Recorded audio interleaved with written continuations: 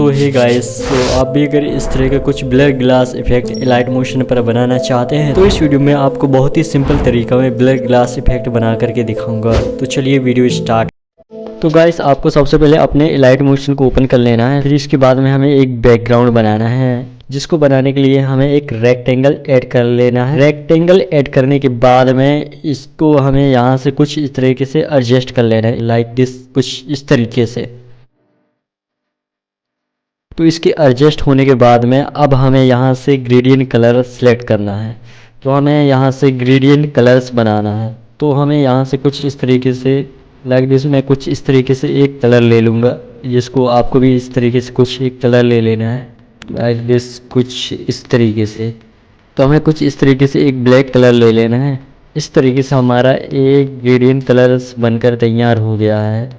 इस तरीके से हमारा कुछ इस तरीके से एक बैकग्राउंड और ग्रेडियंट कलर्स बन करके तैयार हो गया है। तो चलिए हम इसका कुछ ओपेसिटी को कम कर देते हैं। तो यहाँ से मैं इसकी ओपेसिटी को कम कर दूँगा, ताकि जो हमारा ब्लर ग्लास इफेक्ट है वो हमें अच्छी तरीके से विजुअल दिखाई पड़े।